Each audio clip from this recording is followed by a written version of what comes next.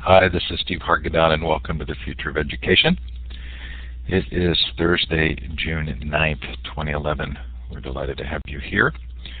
We did have to delay just a bit because there was a mistake in the URL that was listed for this event in the Learn Central room, and we apologize, but they are now notified and hopefully should be coming in. Troy, thanks so much for being here. Thank you very much, Steve. I really appreciate your show and the opportunity to talk with you tonight.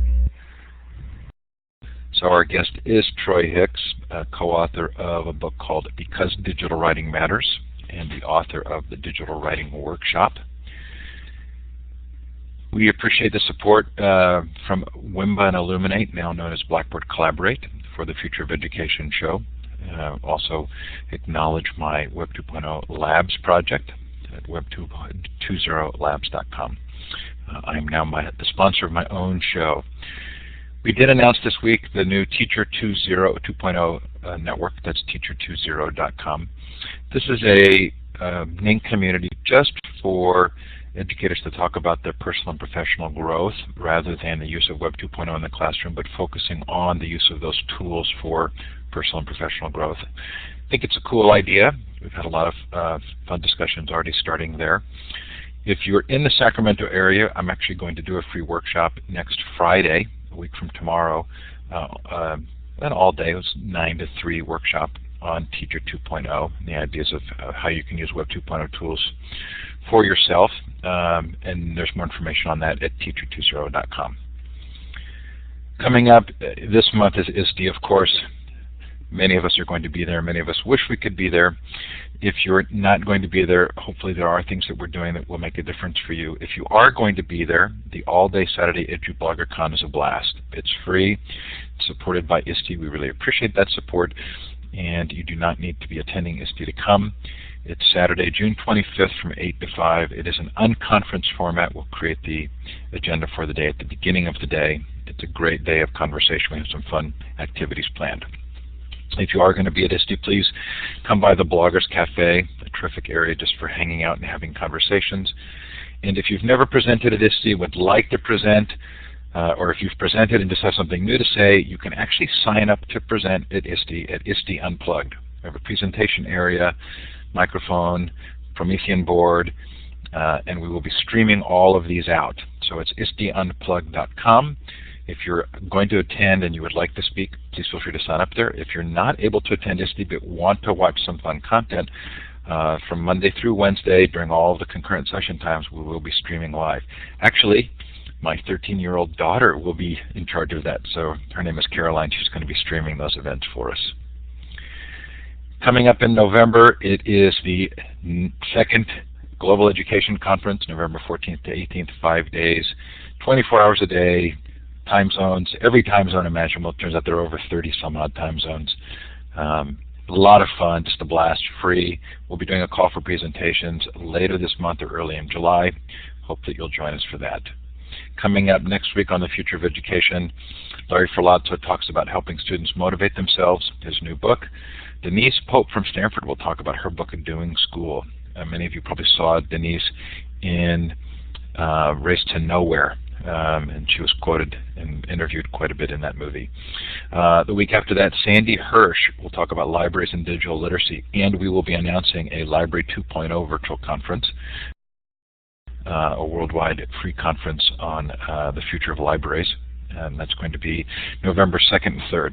The official announcement will come out when Sandy comes on the show. She's at San Jose State University's library program, the largest in the world, and she's going to be co-chair of that event. Carol Black talks about her movie Schooling the World, a look at the colonial model of schooling and its impact in northern India.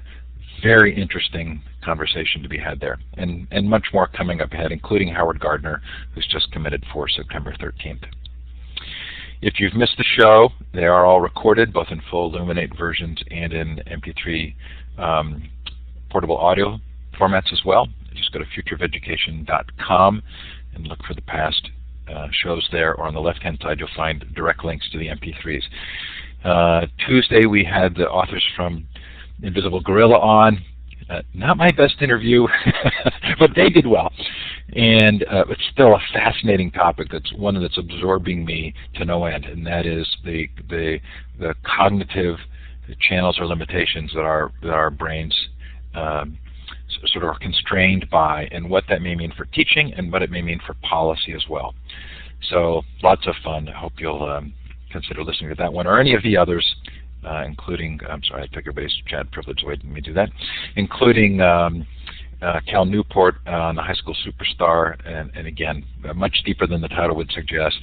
Lots more there, and hope there's something of fun. This session will be recorded and will be available later tonight.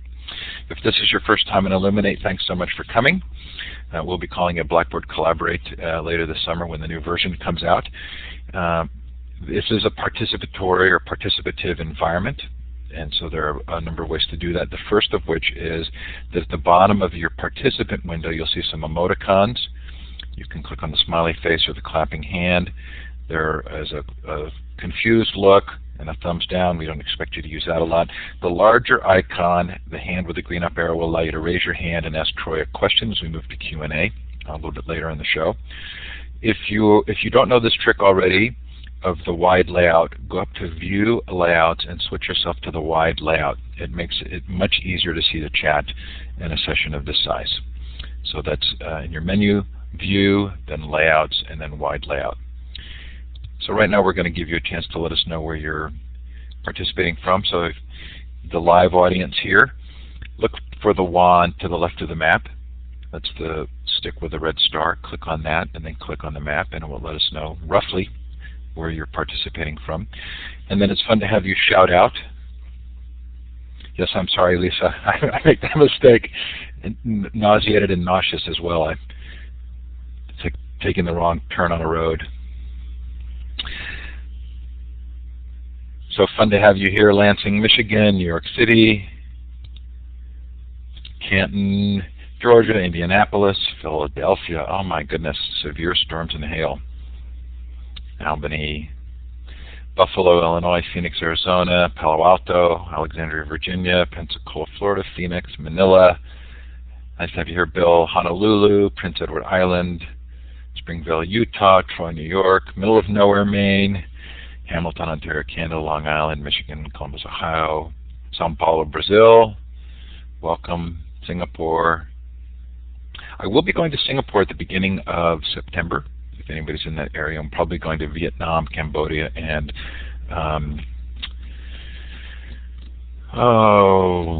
Malaysia at the same time. Would love to hear from anybody that would like to organize any kind of an event there, first half of September. Dublin, Ohio, New Zealand, Orange County. What a good group tonight. Wherever you're listening from, we sure appreciate it if you're listening to the recording. Thanks for taking the time to do so. So Troy, I have to give a little bit of a caveat here. I am not an in the classroom teacher, and so I want to be really careful about the direction that I steer this conversation, recognizing my own limitations there. But I thought this was really, really fascinating material. Can you give me a little bit of your history and background, and then kind of weave into that where the two books take place? Yeah, I would like to do that, in fact, because the digital writing workshop was really born of the idea of me as a writing teacher. And I began my career as a middle school writing teacher, 7th and 8th grade.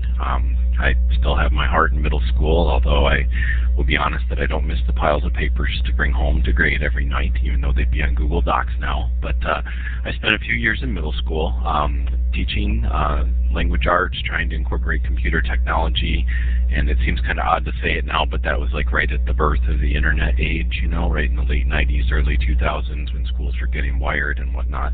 Then I went back to graduate school, studied at Michigan State, worked in the Writing Center and for the Red Cedar Writing Project, and that's how I got connected with the National Writing Project, and I was learning more about digital writing. So that writing workshop approach that has really grown over the past 20, 30 years from, you know, the greats like Donald Graves and Donald Murray and Lucy Calkins and Nancy Atwell and more than I can name, blended with these new theories about computers and composition and visual rhetoric and design and hypertext and all these things that fall under that category of digital writing.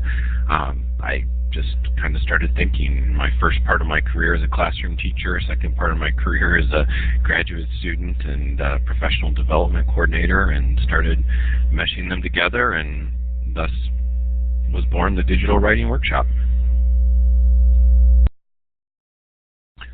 So I get to speak at a fair number of conferences or attend and listen to others speak, and it's really interesting to me that it feels as like there's almost always someone in the audience who really is unhappy with the direction of digital writing, and that they feel a deep sense of loss. Do you encounter that? Yeah, I think that there's definitely this sense that you have to do an either or. Like if I give up my favorite pen and my favorite journal, in lieu of an iPhone or a tablet or something like that. And one of the points that we try to make, my advisor and colleague and friend Danielle DeVos made this point early when we were writing Because Digital Writing Matters. She was like, well, writing has always been digital, and quite literally waved her fingers in front of us, and we all kind of sat there and went, indeed, really it has. So I don't think that we have to say that we're giving something up. I think there are times, and I do this myself, there are times where I'd much prefer to write in my journal than sit down at a keyboard. But I also know sitting at a keyboard, or sometimes picking up a stylus or using a mouse or even paint and crayons and whatever else, we're engaged in writing in a lot of different ways. And so, yeah, I think there is always some element of saying, we're losing something if we give this up. There was this thing about losing the element of reading a book, but, ebook sales just outpaced, regular book sales. And I think that, the research on writing is showing the same, that most of the time teens are using their cell phones to text and post to social networks, and even though they don't think that it's necessarily writing, it is, and it's leaving a record for them. So, I understand that, and I certainly don't want anybody to give up the writing practices that they love and appreciate, but also hope that they can understand there are new ways to express themselves. Thanks for remembering to turn your mic off. It does help me to know you finished answering the question. So Steve at Castellea School says it's a false dichotomy, traditional versus digital writing. What's interesting about that is, and you're mentioning of the ebooks, I actually think that I do read differently, and I've noticed there are certain books I like reading on an ebook reader and certain books I really want to have the physical copy for. It does feel as though there's been a dramatic change, though. So how do you define digital writing, and in what ways does it represent a shift in how we actually are communicating? Right, I really appreciate that question, and just before I answer and talk about those different types of digital writing, I think that it's really important to think about that ebook experience and what is that going to mean for our students today who are reading ebooks, but more importantly are writing ebooks. What does it mean to put in links and embedded videos and things like that? But when I define digital writing, when I think about it, and I'm sure that anytime you put something in the categories, you can poke holes in it and think of other things. But I try to generally think of three things. The first type of digital writing that I think of are texts that are put online, either through blogs or web pages, or even now through Twitter and Facebook and microblogging or discussion forums. Generally can include hyperlinks and embedding images and things like that. So you have that kind of traditional sit down at the keyboard and type it, but now you can share it with the world. The second type of digital writing that I think of as a broad category would be things that are truly born digital and collaborative, using Google Docs or other collaborative word processors, wikis, other types of spaces where people are either creating a single authored text and inviting comments and revision, or they're actually engaged in some genuinely collaborative process where the sum is really greater than the individual parts that go into it. And then the third kind of category that I would see is multimedia, anything to do with composing audio, visual, hypertext, these types of things where you can take different types of media and put them together to create a message that you otherwise wouldn't have been able to create with the one media alone. So those are the three broad categories I see for digital writing. So you mentioned in one of the books, I can't remember which, but this occurs a fair amount, that there is this paradox, that there's more actual writing, but the students don't see it as formal writing. And it's viewed, I've read people who've said it's actually improving writing, and I've talked to other people who feel like there's this substantial decrease in writing capability or skill because of texting. How do you kind of resolve that paradox? Yeah, I think that's a really good paradox to unpack a little bit. I am not a linguist, and I don't pretend to be a linguist, but what I'm coming to understand about the linguistic studies of texting and IM types of language is that it's actually phonetically more complicated and kind of a higher level thinking that goes into that. So it actually takes some kind of thinking process to do GR number 8 and have that be great and create that message and then have someone interpret it and then write back in a different way with that abbreviated type of shorthand, which, by the way, we've always been using abbreviated shorthand and those types of things to communicate our messages, especially with groups of people, either professional or personal, that we have those types of relationships with. And then, of course, the other part of that is just school writing in general. There's always been this kind of dichotomy where people say, well, our kids can't write. Well, they can, and they choose to, and sometimes, but then in school they're asked to do a certain kind of writing, and for better or for worse, and I don't need to debate the 5-paragraph essay right now, but just to say that there are certain types of expectations in academic writing that if we don't teach students how to do them, then of course they're not going to be able to do them. I mean, there are really skilled students who are going to be able to read academic texts and model and mimic them and create their own texts, but not all students can do that, and that's why they go to school, to understand that kind of writing. So in some ways I really get a little defensive when people kind of go to that point of saying, well, the texting's ruining their grammar and kids these days can't write, and I just don't think that those arguments are very valid. I think that that's always been the case, it always will be the case, and we can really start to talk more productively about how to do better writing instruction. I know my own children do an incredible amount of writing in all of these forms. And then I look at my own work right now, and I'm writing way more than I ever have. But I'm never actually writing a 5-paragraph essay. So how do you identify what kinds of writing now are important to be teaching? Well, that's a kind of a double-edged question too, of course, because Common Core standards would tell you that there are 3 text types that are really important to be writing: argumentative and informational and narrative. And of the 3 of those, the argumentative is certainly more privileged, as that will most likely be the one on the test.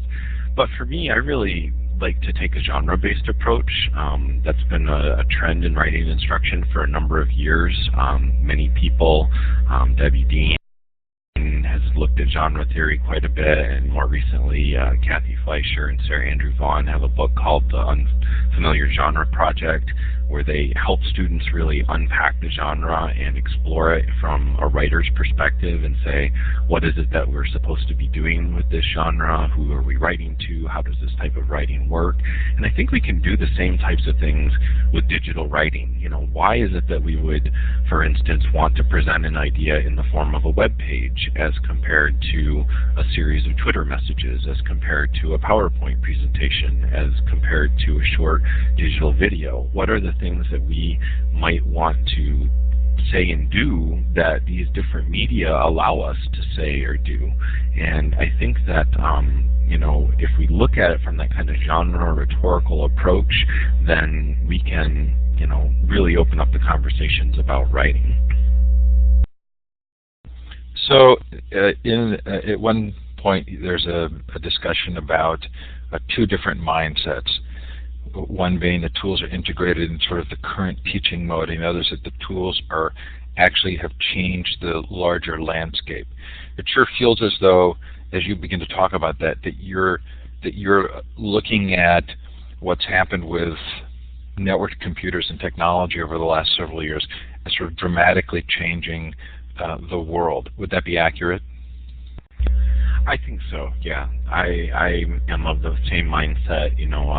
There's the New Literacies book by Colin Lancashire and Michelle Noble, and they actually talk about mindsets, kind of the more traditional and industrial mindset that values production and really looks at the sole individual working on this and that and the other thing, but as part of this scheme. And then there's the newer mindset that embraces new literacies and technologies and says we're able to work socially and collaboratively and produce things, and we have this Wikipedia, a wikified kind of knowledge base where we all think we can contribute and understand and come to know things in different ways. And so I think that the tools definitely change the writing. I mean, I've said that many times. The shape of writing has changed. The purposes and audiences, they haven't necessarily changed. We're still trying to write to show our teachers that we can do academic work. We're still trying in the workplace to show our boss that we can be clear and concise. But the tools are changing that process, and I think it's very intricately interwoven, and it's tough to say one without the other. So it really does make a difference where you're writing and how you're writing. I mean, I compose messages quite differently when I'm sitting on my iPhone and using my thumbs and trying to get a quick email as compared to the longer, more thought out piece that I would, either pull out the Bluetooth keyboard for or wait until I got back to my laptop. So the space and the tools definitely do make a difference. So it occurred to me that there were two other things that sort of dramatically played into this for me. The first was that students actually have increased influence through their writing. Meaning when I was writing in my K-12 experience and even in my college experience, I wasn't actually in a position to have my writing change things, but it feels as though students are writing things now that can actually have an influence in larger social, cultural activities. How does that impact how you think about teaching digital writing? Well, I think that question just came up in the chat room too. Does it allow students to change their voice? Or the best way I heard a teacher describe this once was to describe it as it amplifying their voice. And I think that that's the same thing. Someone had put earlier in the chat while we were talking about the different types of digital writing, if we ask students to do the same kind of book report, but we just ask them to put it on a blog, are we really engaging them in 21st century learning and writing? And I don't think that we are. And so if we really want them to have voice and really take a stance in their writing, we have to invite them to do the kinds of active inquiry that we know makes good writers. I mean, the National Writing Project and the National Council of Teachers of English and other organizations have been doing studies on what really motivates and affects writers and what helps them develop their voice. And someone a little bit earlier in the chat too had said, is there a digital equivalent of the 5-paragraph essay? And I'm afraid that there might start to be. I don't know that I would say there is definitely one thing out there, but I do know, if we're doing the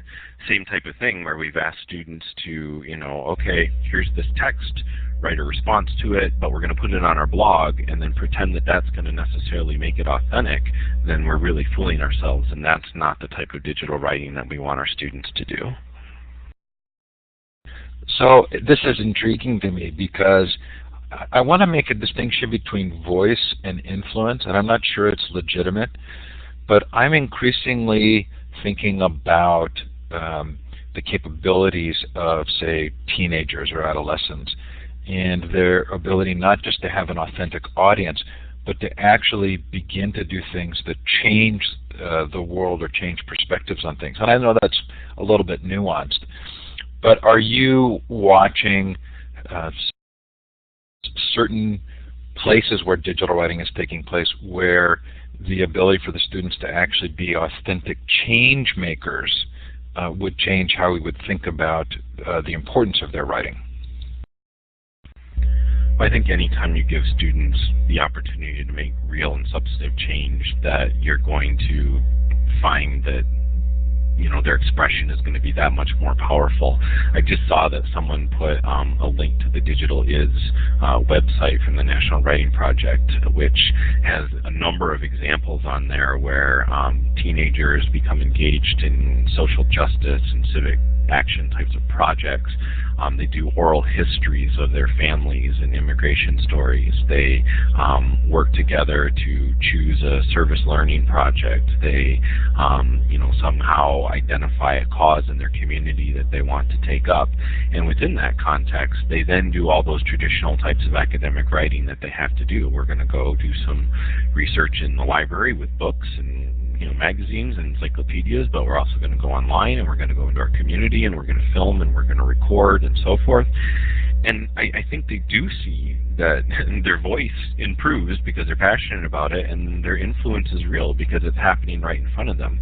It used to be with writing workshop models that, we would have the author's chair and students would sit there once a week or once a month or whatever, and then we publish an anthology, and maybe if we got lucky it would get put in the school library or in a letter to the newspaper, but most of the time it just ended up on the corkboard in the classroom or on the refrigerator at home. And now we really do have the opportunity to help students share their writing in a variety of spaces.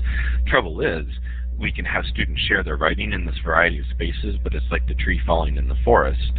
If nobody's there to listen and respond, then does it really matter that they've done that in the first place? So digital writing is not only about the skills and the voice and getting the kids to actually do the writing, but also teaching them how to be good, thoughtful responders and participate in an online community. And so it's a very nuanced piece, and kids are figuring this out for themselves on Twitter and Facebook, and someone in here has been mentioning about the Arab Spring and the kind of revolution that's been afoot because of social media. And Dana Boyd and some of the hanging out, messing around, geeking out types of studies have shown that kids find this very powerful. And so the question is, how are we going to use it in school to enact some really substantive change to writing instruction? Boy, that just opens up a whole can of questions. But before we go there, the second interesting piece for me on this was the degree to which certain tools, which are not necessarily writing tools, have changed my writing. So I'm thinking of Google Docs and Evernote. And in particular, Evernote has become kind of a way for me to structure a lot of my thinking and writing, almost kind of like a mind mapping program would. To what degree are the tools kind of driving shifts in how we create? Oh, I think that's a wonderful question. A few years ago, our department chair was sent a request by a high school English teacher, I assume an alumni, who basically asked, well, do we expect the seniors entering freshman comp to still use 3x5 note cards? And this was right about the time Zotero came out, and obviously the height of Delicious and Digo and social bookmarking and things like that. And I wrote a pretty long blog post. It was an email to this teacher originally, but then I turned it into a blog post where I basically said, why are you using 3x5 cards anymore? I mean, the tools are out there, the opportunities exist. We can teach kids to be productive, thoughtful, really careful, good researchers. They can document their sources. We can get away from this. Where did you find it? Oh, I found it on Google. Well, no, not really. You actually found it through Google, but you didn't cite your source, plagiarism, all these issues. If we really take the time and effort and energy, and then people say, well, it takes time and effort and energy, but then it's that old adage of, you're either going to do it now or you're going to do it later. So if you spend the time and invest it now and teach students how to thoughtfully use Google Docs, how to thoughtfully use social bookmarking to keep track of their sources, how to thoughtfully use Evernote to keep track of their ideas and keywords and tags, and mark up their PDFs and save those quotes where they can use them later. If we take the time to do that now in the process, then they're going to become better writers later, and it's not superfluous to ask students to do those types of things. We all know that change takes time, and there are times when slow change is good and other times when there's disruptive change. But it's so interesting to hear you talk, because I think even a year or two ago there would have been significantly more pushback to this sense that these tools are really important because they restructure a lot of the acts of creation and ultimately the value of the creation. Have you noticed a change in how teachers and/or administrators have been responding to this message, and has it been slow, fast, medium? Well, with everything in education, I think it's been slower than what we would like, even though it's been fast in some areas. I was actually talking with some colleagues about my work doing professional development. I've had the good fortune of having good mentors through my entire career, and I've, literally been presenting since my first few months as an intern. And as I've continued to more recently, direct the writing project and make arrangements with schools and intermediate school districts and conferences and so forth. It used to be that even 4 or 5 years ago, when someone would ask me to do a workshop, and I would have to kind of go through this checklist, well, there's going to be laptops, right? Okay, yeah, all right. And there's going to be Wi-Fi. No, okay, could you turn the Wi-Fi on that day? Okay, that'd be great. And you're going to make sure that people have the filters turned off so we can download Firefox or whatever we need. And I would say in the last year or so, that is not where the conversation begins anymore. It's almost an assumption oh yes, and I don't know if it's because I'm the digital guy or because this really is what's happening in schools more broadly, but there's just this assumption that people are going to show up with their laptops, the internet's going to be turned on, they're going to have the bandwidth to handle it, and we're going to start doing digital writing right away. And so I recognize that there's still major disparities in this country in different places.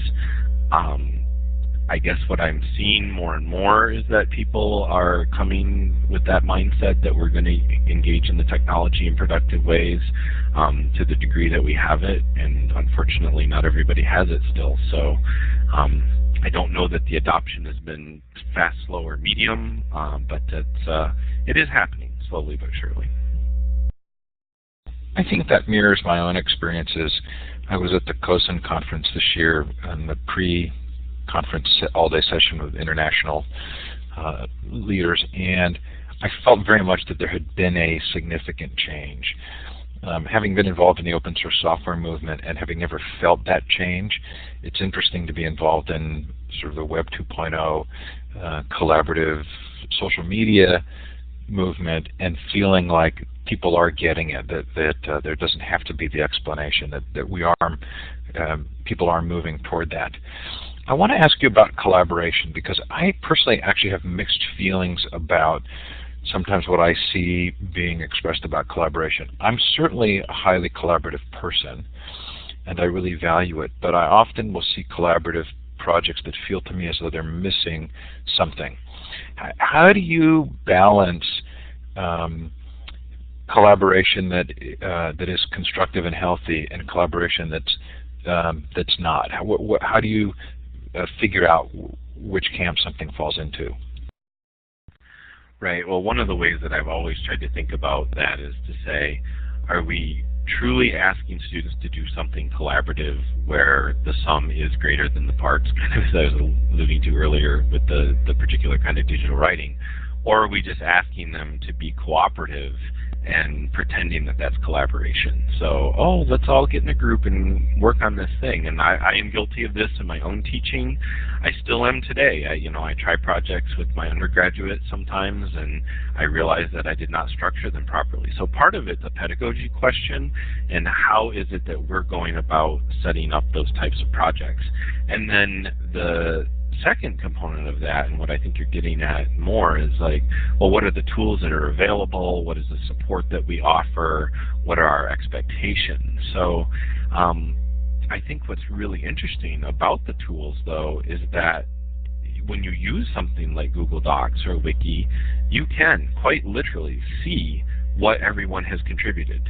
One of the popular questions I get at workshops is, well, how do you know that students really did it? And I'll say, well, let's take a look at this wiki page that we've all been collaborating on for the last half hour. And I pull up the history and look at the revisions, and people go, oh my gosh. And it's even more, transparent in Google Docs. And so I think that helping our colleagues understand what is it that we're really asking them to do, because there's always been the idea that, well, we're going to read each other's papers and give feedback, and that's peer response. And kids go, oh yeah, it looks good. Okay, thanks, it looks good. Check, check, check, the rubric's done.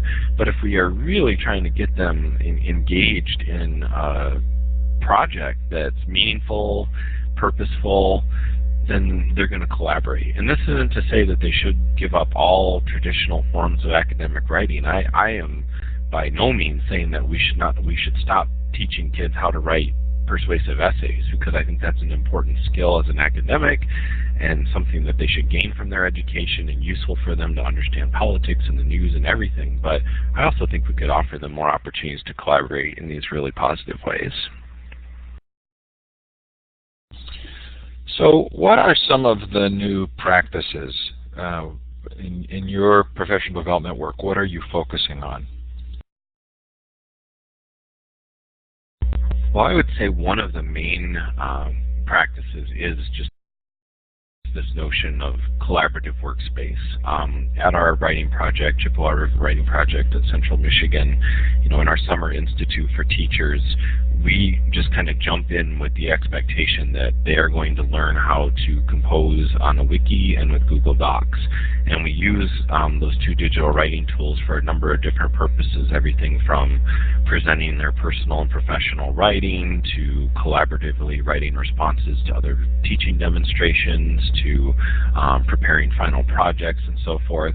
And I think that it's just a matter of setting that bar and saying these are the places that we're going to jump in.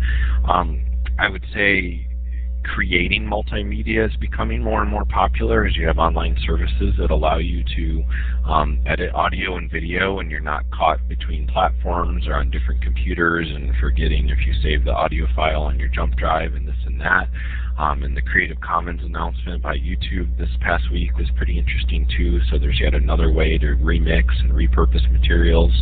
I think that Twitter for educators, more and more as I continue to talk with people and they at least have a notion of what Twitter is. And I had gone to do one workshop a couple months ago, and we just kind of threw the agenda out the window, and we all signed up for Twitter. And I was teaching them about hashtags and following and @replies, and we started talking about the kind of the ways people engage in discussions on Twitter and citing each other and so forth. So it turned into this really great Englishy kind of conversation all about Twitter. So those are some of the things that I see happening as general writing trends. There's a phrase in the book, a healthy digital writing ecology, and I kept thinking about John Seeley Brown and sort of the studio learning environment. Does that kind of studio environment play a role in how you think we should be teaching digital writing? Absolutely. I think that there's a notion about the writing workshop, and it's that there's this kind of creative, structured space, structured but flexible space. Katie Wood-Ray has a really great kind of scene that she paints at the beginning of one of her books about the writing workshop, where she's talking about this classroom of fourth graders, and these 3 students are working on this, and these 2 students are working on this peer response, and this other student's conferring with the teacher, and oh yeah, then there's those 2 kids over in the corner who are talking about what the soccer game on Saturday. And there's always that opportunity for kids to get off task, yet we also know that we have to provide them with opportunities to play. And I think that, a number of the people that you've had on the show, like Sir Ken Robinson, for one, talk about the ways in which we have to provide spaces for play. So having that workshop approach, this writing workshop approach that teachers know and understand, and helping guide students through the writing process, and then saying, how can we layer in these digital tools? Someone had written earlier in the chat about, well, what's the argument to make here when everyone thinks, oh, those kids are just blogging. Well, show them what the blogging is doing. Show them how the interactions are happening. Show them, administrators and tech directors and parents, what are the ways in which children are growing and becoming better readers and writers. And will there be some off-task behavior? Sure.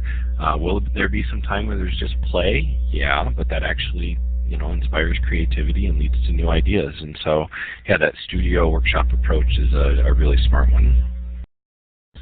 So we're going to shift toward the Q&A. I have to apologize. It's very hard for me to conduct the interview and watch the chat closely enough to pull out questions. So if you put a question in the chat for Troy and you'd like him to address it specifically, could I get you to post that again? And you can always scroll up and copy it if you have to type it out fully. You can also raise your hand by using the icon at the bottom of your participant window. It's the hand with the green up arrow, and you can raise your hand and take the microphone and ask Troy a question. So what are the biggest challenges right now? The biggest challenges, I think, it's just access. I'm at the same time, I'm becoming more and more impatient with the questions that people say, well, what if we don't have enough computers? And what if I live in a rural area? And what if, we're dealing with poverty? And I understand those questions. And on the one hand, I want to say I sympathize. And on the other hand, I want to say we just need to move forward. How can we help? What can we do? We have to figure out what to say or do. But the fact of the matter is, the Pew Internet Research Center has said 93% of teens are online in one way, shape, or form. We know that there are increasing numbers of mobile devices in the world, and that our teenagers are ones using them in a lot of cases. And so, you have people trying to make the case for mobile devices and learning, while at the same time it seems like there's schools are still saying no. There's a school I was working with recently this year who had outfitted their whole school for Wi-Fi, but did not buy any laptop carts or anything like that. And when one of the teachers started putting together a grant proposal for tablets, basically told them, no, don't bother. We're not going to support those right now. And I really don't know what else we need to do, because is there going to be cyberbullying? Yes, but there's always been bullying on school buses and playgrounds and locker rooms, and that's terrible. And we do what we can to help deal with that, both online and face-to-face. And is there always going to be poverty? Yes, there is, and that's terrible. And we do what we can to deal with that. But the fact is, the majority of our kids are online, and how are we as educators helping them understand who they are as readers and writers and literate, ethical people in the world? This is our charge. This is what we need to do, and that's why I think it's so important that we do it. It is interesting to watch how things happen that kind of take us a little off guard and may or may not answer some of these challenges. But certainly it feels to me as though we're increasingly recognizing the value of students bringing their own devices versus issuing the exact same device to everybody. And we're seeing reports of sort of widespread cell phone use, even in families that have financial struggles. Which doesn't mean we don't have a responsibility to provide, but it also feels as though that world is shifting quickly. We had a question Richard asked, isn't there a blur between digital writing and sharing digital media, such as in tweets and texting? I would actually classify all of that as digital writing. I think one of the points that we make in the book, because digital writing matters, we say that actually it's digital once it becomes networked. Like, you can sit on your own standalone computer and compose a text, and that's important. And it was, for many years to be able to do that. But one of the hallmarks of where we're at right now is the fact that things can be networked and shared so incredibly quickly. And so I think that what we really want to emphasize is the fact that because it's networked, we have these opportunities to communicate. Now, I don't know if the story is real or if it was just an anecdote someone shared with me. But a teacher at one point, said, you don't ask the question that you can find the answer for on Google. And so he asked the question and said to his class, look, you can text, you can figure out anyway, and bonus points for someone who gets the answer from someone from a different country. So, I really do think it's important to help kids understand how to use these devices in really productive ways. Richard followed up, although the general group can't see it because he messaged us directly, but that in Africa it's common for a bunch of kids to share one cell phone or laptop. And there is a new, within the last year, Sugata Mitra video from TED that addresses that, and I think in very interesting ways challenges our assumptions about learning. You had another question from Chris. And again, if you have a question, please feel free to put it in the chat or to raise your hand. That's the hand icon with the green up arrow. Chris said, do you think we need separate scope and sequences for blogging, or can we teach students to write in the various modes, persuasive, etc., and layer on the need to address audience purpose and how writing for the public changes that? Wow. Yeah, I think that we can have our students blog in a variety of different genres and different purposes.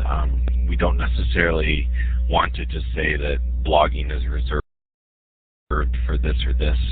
And I think that there are a number of ways that we can go about presenting those types of opportunities to students. And what I'm really worried about is like saying that, okay, well, here's this type of an assignment and here's how you would do this with a wiki.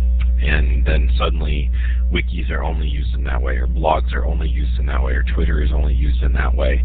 There's also another question here about like using digital video and mobile devices, and I think that's important too. Like we don't want to just say, well, if you're going to make a digital movie, it's going to be a public service announcement, or it's going to be a digital story. There are a variety of different types of digital products that they could make. And so that's our job as teachers, is to say, what are the genres they need to explore, what are the purposes we're having them write for, both academically and personally, and how can we use these tools in the most effective manner. Adam asks, as a teacher researcher, I'd like to hear what Troy has to say about effective ways of logging data from teachers and students to be able to retrieve it. In other words, how do you archive your data? So I'm assuming that he's asking that kind of from the perspective of someone who does research with teachers. And so what I would say is that in my toolkit, pretty much anyone that I'm working, for instance, I was just working with a colleague where we were doing a Skype conversation with her class, and we had a collaborative Google Doc going at the same time. And so I was on one screen, the Google Doc was on another screen, she was in the classroom with her students, they all had computers, they were all able to contribute to the Google Doc. She had a digital voice recorder running, I had Audio Hijack Pro running on Skype. I was able to get, and she had another assistant in the room just taking field notes on the whole thing and what was going on. So, I mean, the tools are in some ways, same as they ever were, right? We're recording our observations, we're just using a computer to do it, and we're using digital audio recording and video recording as compared to the other types of things. So that's kind of how that works for me as a researcher. Then you have all that data to go back to. If you're thinking more particularly about, in the classroom, I think what's really powerful are using tools like Google Forms and inviting kids to fill out brief surveys, or creating their own surveys and having them fill them out for each other. Inviting students to create screencasts where they will talk you through a project and say, here's why I did this, here's why I did that, and using something like Jing that limits them to 5 minutes and they have to be really clear and concise. Buying some cheap audio recorders and having kids record conversations from one another, and then of course just having computers there able to type and record notes and so forth. So I hope that helped answer that question in a couple different ways. Christina wonders, and this is going to dive us deep, I think, how can a teacher lead digital writing if they are not an expert in the digital format? I think that's the $1,000,000 question for any type of teaching is, as many people in the series of conversations that you've had and advocates known for a long time, we're moving from that sage on the stage to guide on the side. And for some reason, I think there's still a perception in teaching that when we stand up in front of students, we have to know everything. And when we don't know everything, and especially when we don't know everything about the technology that we're trying to use, we get nervous and intimidated and worried. And I do too. There are times where I stand up in front of my students and say, we're going to try something tonight with this new website or this new thing, and I have no idea if it's going to work. And if it fails, we're going to learn from it just as well as if it succeeds. And I think that that's the point that we have to make, is that with our kids, we can probably work together to figure out how most of the tools work, but the value you add as a teacher is that you're a reader, you're a writer, you're a literate person, you're someone who knows something about how our brains work and how literature is important and rhetorical moves in writing, and that's what you can offer to kids. So they may be able to figure out how to put all the transitions into their digital story, but you can talk to them about the meaning behind that and why they might choose to use that transition over the other. So don't get too worried about the particular technologies. Just jump right in and give them a try and trust that it will work. We've had this discussion over and over in the series on trying to teach in a 21st century style but not actually working in a 21st century environment. And so I think the challenge exists at so many levels. Infomeister wants to know, I remember using texting as a method to assist students with note-taking. How do you view the relationship between texting generation and their tools with practical application? Well, I think that there's a lot of evidence to support the idea that back channeling is becoming pretty common, not only at kind of the ed tech conferences that we all attend, like EduCon and ISTE and so forth, but in classrooms. I mean, the New York Times just had a piece on back channeling just a couple weeks ago. And so if we truly are interested in inviting student voices and the ones that may not normally speak out in face-to-face situations, then there are a whole number of tools. I mean, obviously Twitter, and you can set up, private spaces like that, and I'm boozing them all off the top of my head, but there's like Today's Meet and some of these other things. Polling, inviting students to do polls right at the beginning of class or during class even to check their comprehension. I think that there are a lot of ways to get students involved in the conversation. The trick, of course, is not to be gimmicky about it, like, oh, I'm going to do poll everywhere every day, or oh, I'm going to have a Twitter back channel every day just because that's the cool thing and that's what kids want to do. But to really make it meaningful and to then rely on that, like to pull from the back channel and say, someone just said something that complements what someone else said, it makes our role as a teacher even more important, more worthwhile as a facilitator, because kids are not going to be able to pull out all those nuances that you might have as you're able to watch these different channels of conversation and think about the text that you're reading and so forth. So I think that there's a lot of opportunity to use those tools. Wondered, maybe a good question is how to start a movement so that we can bring teachers into the digital fold. Are you seeing that anywhere, Troy? Are you seeing organizations or districts or schools that are doing a really good job in that way? Well, I certainly think there are. I mean, I'm going to just share my bias right here and say I think the National Writing Project by far is one of the best literacy organizations, and just in general, but also in terms of looking really carefully at how digital technologies have affected teaching practice and student work. So National Writing Project, for sure. I know that some of my colleagues here have posted the links to Digital Is, and that would be a wonderful resource. There are some really great schools and districts, and at risk of naming any, I'm going to probably not name any right now because I'll forget more than I remember at the moment. But yeah, clearly there's some practices that are emerging as people are going one-to-one or bringing mobiles in and so forth. And I think that the main point is that we really just want to keep focusing on the writing. We want to help students understand that writing in the 21st century is changing, but it really is still about understanding purpose and audience and getting a message across. And I really appreciate you pulling up this last slide here. These words and phrases were ones that we collected in the process of writing because digital writing matters. We gathered them from a number of the ed tech kinds of standards, and when you look at across all of these are all things that can be accomplished with writing. And whether you're using a pencil and paper, a keyboard, a video camera, whatever tool you're using, you can think about how to help students accomplish all of these goals with digital writing. Troy, this has really been fun. I so appreciate your coming on the show. I'm clapping for you now. You can clap for Troy by using the clapping hand at the bottom of your participant window. At the end of the school year, you brought 70 people out, and that's a terrific testament to the value of what you're doing. So I'm going to go back to your slide so we can show the books again. I'll go back to this one for you. The Digital Writing Workshop, and Because Digital Writing Matters. Our guest has been Troy Hicks. Thank you, Troy. Thank you so much, Steve. I really enjoyed the conversation.